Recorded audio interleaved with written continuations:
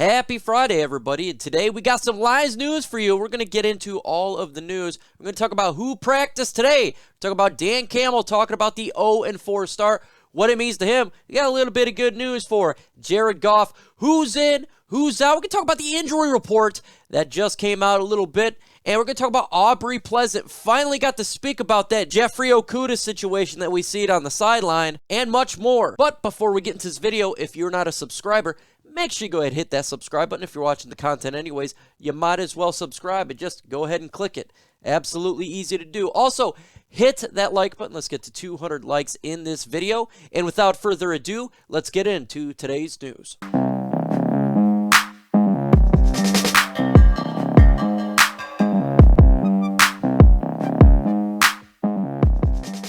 Let's start with the two players that did practice today. TJ Hockenson and Penei Sewell did practice for the Lions on this Friday. That spells some good news, potentially, of them playing on Sunday. It is extremely important for these two to play on Sunday because we are ravaged upon this offensive line. Frank Ragnow, Taylor Decker, not in. We need to have the big fella that we drafted with that 8th pick, Penei Sewell, be in this lineup to help protect Jared Goff, as well as open up those holes for Jamal Williams and DeAndre Swift. The importance of this offensive line is extremely vital towards the success of this football team. Right now, we're 0-4. But if we don't have Penei Sewell, we don't have these players that we've coveted and drafted for this football team, we're going to lose. It's just plain and simple. So the better chance for the Lions win, even though I do have us losing, is for Penei Sewell to be on the field, because the last thing you want is to have 3 starters not be on the offensive line. 2 sucks enough. 3 equals gone. It is a strikeout, in my opinion. So happy that he practiced. We'll see if he does play. It doesn't mean that he's going to play, but it is trending in the right direction. And our coveted, our fantastic playmaker, tight end TJ Hockenson, who Jared Goff loves to go to, did practice as well. He must be playing in this game because we have a lack of playmakers on the offensive side of the football regarding pass catchers, and TJ Hockenson is our best one. If you want any sort of chance to win this football game, TJ Hockenson must be on the field. That is a must, not a want. It's not a maybe. It's a must to have him on the field, so hopefully he can play, but good sign that he did practice. Want to make a little bit of extra cash? I'm going to tell you how. Go to chessboards.com/lionsbet. Bet on some games. It's better than doing a casino. It's better than doing a scratch-off ticket. Put in the promo code LIONS125. Get a 125% deposit bonus. You put in $100, that means you get $125 to spend. Spend that money, make some money. That's what it's all about. Dan Campbell made a statement about the Detroit Lions starting 0-4. He says, look, 0-4 stings, but all the same time, we're not as far away as it appears to be. Campbell said this week, I just bring it up again. We were 2 plays away last week. You could argue we were 2 plays away from winning that game. Look, that's nothing against Chicago. They played well. It's a credit to them, but we are not as far away as it appears. I love coach speak. Absolutely nice. But I have to disagree with this assessment. I do feel that we're fairly far away. We're injured big time on the offensive line. We got Romy Akwara out, Jeffrey Okudah out, Melifonwu out. This team is in a world of hurt when it comes to injuries, as well as we just have a lack of talent. Defensively, you look at this defense, subpar talent. Will Harris starting, a lot of issues there. We don't have the best playmakers on offense. We are far, in my opinion, away. Could we have won that Baltimore Ravens game? Absolutely. But you want to know what, folks? It's difficult to go 0-4. That's why there's only 2 teams that are 0-4 right now in the NFL, us and the Jacksonville Jaguars. So I do believe we're far away from competing in the NFL on a quality level. For us to actually compete and be a team that they look upon the Lions potentially being a winner, we're fairly far away. Right now we are, most definitely. But I appreciate coach speak. You got to have it.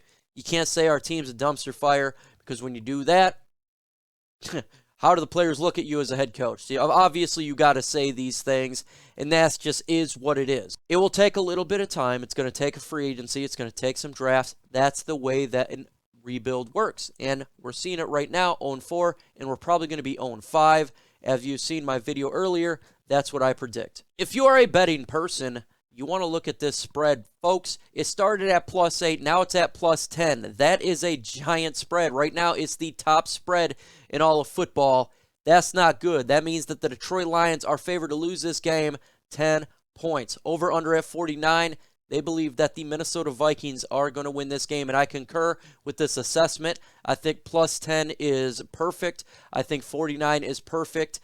And it's going to be a long game on Sunday. It may even go up even more. You may see it go to 10.5.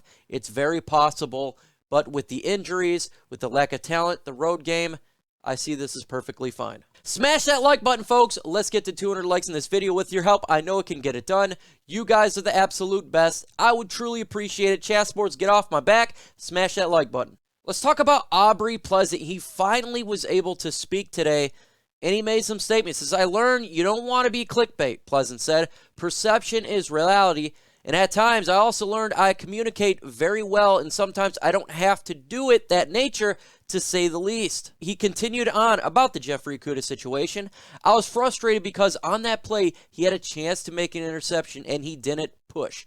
Pleasant said, we have been talking about it for a while, so I kind of fistcuffs got kind of going.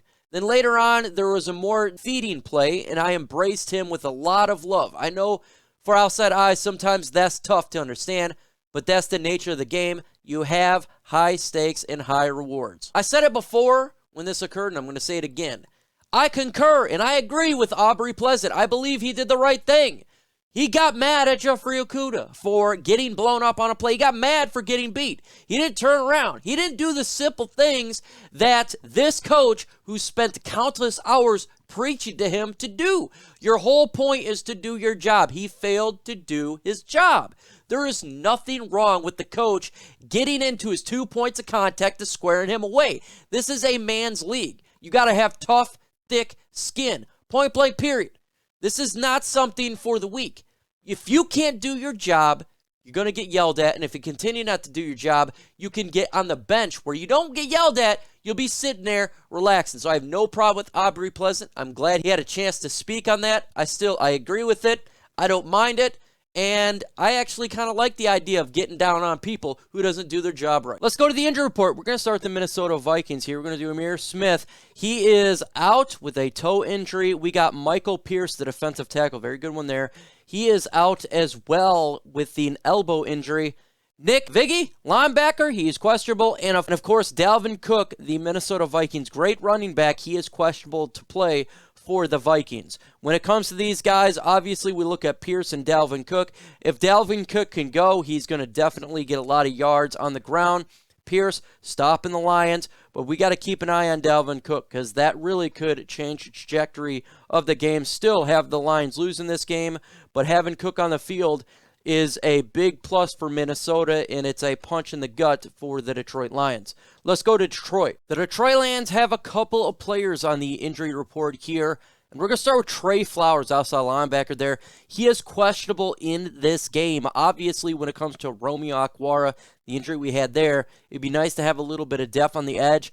I'm going to assume he probably does play, but again, he is questionable. TJ Hockenson, just like we said in the beginning of this video, he did practice. That is good. He is questionable for this game. Penei Sewell is questionable for this game. He did practice today. So hopefully these two can go. That's really important for this football game to have them on the field. But we have two more injuries here that are extremely important towards the Lions on Sunday. DeAndre Swift with a groin injury is questionable to play. Same with Jamal Williams, running back, questionable with a hip. These guys must play. If you can't have DeAndre Swift or Jamal Williams, that is terrible. Terrible for the Lions offense. We have to run on the ground. I'm going to assume at least one of these guys does play or both. Jamal Williams is our guy that's really getting those yards that we needed between the tackles. He's making the defenders miss. He is vital towards the Lions' success on any game. Anytime we got to run the ground, he's shown he can do it. DeAndre Swift has been good on the ground, decent. He wasn't that great last week. Before that, he was really well, but we use him a lot in the passing game. Jared Goff needs weapons to throw to. DeAndre Swift can get open. He needs to play on Sunday for success, not only in the ground game, but in the passing game. So a lot of big-time players on this injury report. Fingers crossed that these guys can play. We need all the help we can get.